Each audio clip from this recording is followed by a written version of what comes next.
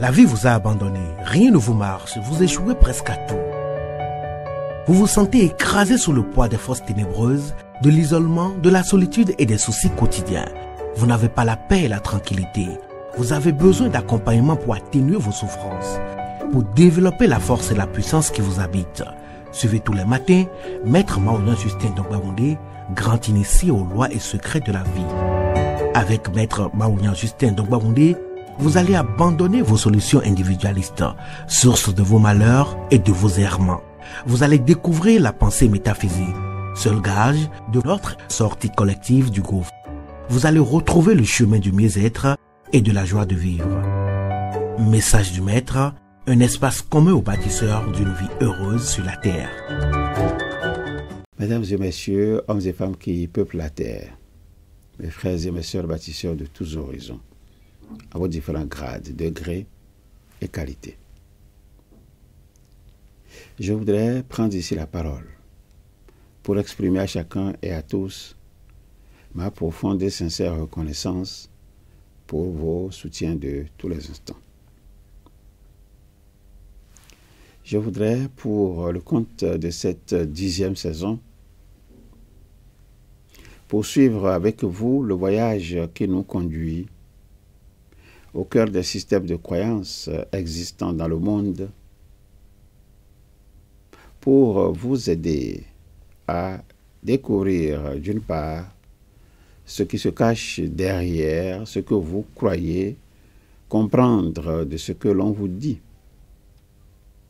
pour vous aider à découvrir d'autre part les effets directs de ces systèmes de croyances sur la vie des hommes et l'avenir des sociétés humaines, celle de l'Afrique contemporaine notamment.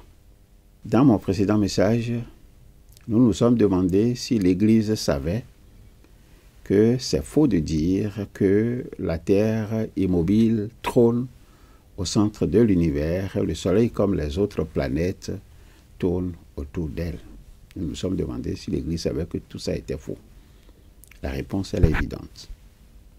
L'Église a préféré couvrir son ignorance en condamnant tous ceux qui, comme Galilée, tous ceux-là même qui ont défendu l'idée contraire. Dans mon message de ce jour, nous allons poursuivre l'analyse des extraits tirés du film Galilée ou l'amour de Dieu. Alors le 5e extrait sur lequel nous allons revenir rapidement, il s'agit de quoi? C'est le grand inquisiteur qui a déclaré, et je vais le citer.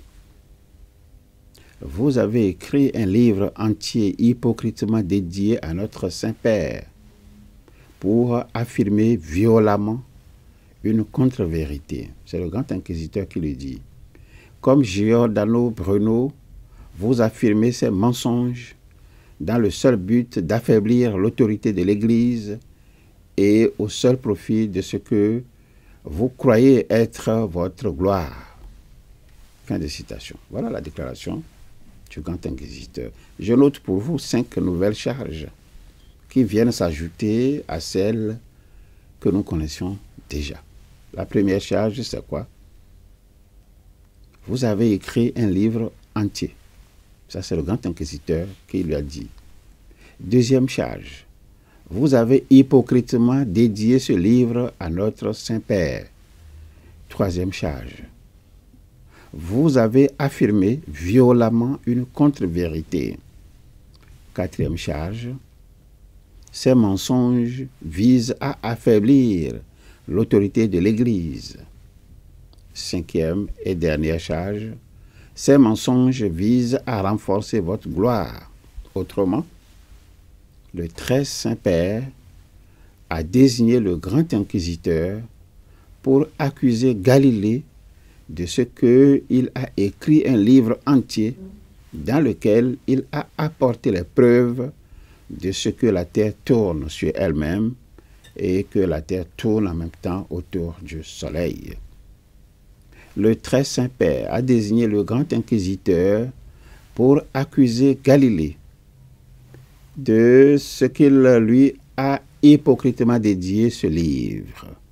Le très Saint-Père a désigné le grand inquisiteur pour accuser Galilée de ce qu'il a affirmé avec violence une contre-vérité. Le très Saint-Père a désigné le grand inquisiteur pour accuser Galilée de ce que son livre vise à affaiblir l'autorité de l'Église, donc son autorité, et à conférer donc à Galilée la gloire en laquelle il croit le plus. 6e extrait que nous allons examiner. Galilée a tenté d'atténuer les charges qui pèsent déjà sur sa personne et la théorie dont il assure le relais et l'approfondissement. Alors, il a déclaré, je vais le citer, « J'ai seulement écrit que l'idée suivant laquelle la Terre tournait sur elle-même et tournait aussi autour du Soleil était une hypothèse intéressante et scientifiquement élégante. » Fin de citation. À peine eut-il prononcé cette phrase que le grand inquisiteur réplique. Vous avez suivi dans les extraits que nous avons passés il y a quelques jours.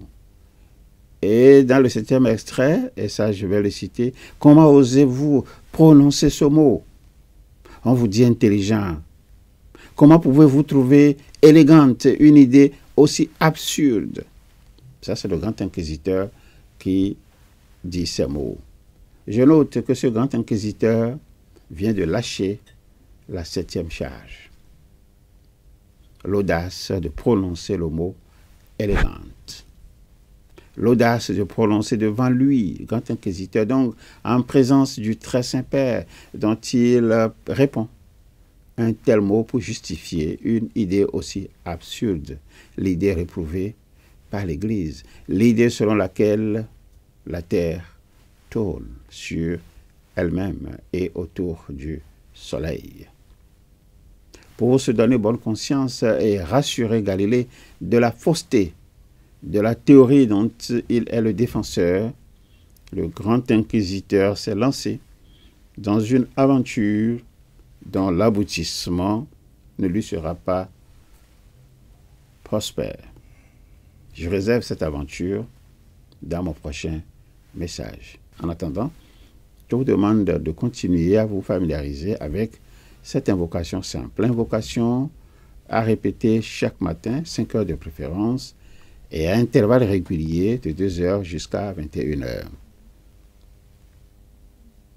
Cette invocation simple, je voudrais vous inviter à la répéter phrase par phrase après moi. Au commencement était la pensée. Au commencement était la pensée. La pensée se manifesta sous la forme d'idées. La pensée se manifesta sous la forme d'idées. L'idée prend corps dans notre conscience et se traduit par la parole, le geste ou l'écriture. L'idée prend corps dans notre conscience et se traduit par la parole, le geste ou l'écriture. Cette parole projetée sur la matière devient notre action. Cette parole projetée sur la matière devient notre action. Je suis donc pensée, parole et action. Je suis donc pensée, parole et action. Alors, si regarder en arrière vous cause du chagrin et regarder en avant vous inspire de la crainte, je vous suggère tout simplement de regarder tout près de vous, à côté de vous. J'y suis.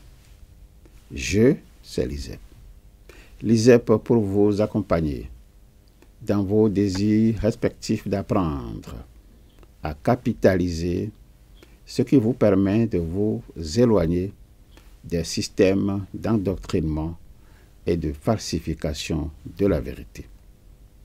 L'ISEP pour vous accompagner dans vos désirs respectifs d'apprendre à assurer à travers vos comités de défense de la vie, assurer la promotion de la pensée métaphysique qui, aujourd'hui, est l'alternative crédible pour fonder le concept de la dignité humaine et bâtir une vie heureuse sur la terre. ensemble pour gagner le pari des connaissances vraies, des connaissances justes, des connaissances libératrices. Au revoir. À bientôt.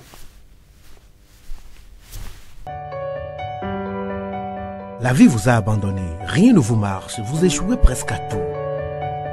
Vous vous sentez écrasé sous le poids des forces ténébreuses, de l'isolement, de la solitude et des soucis quotidiens. Vous n'avez pas la paix et la tranquillité. Vous avez besoin d'accompagnement pour atténuer vos souffrances, pour développer la force et la puissance qui vous habitent.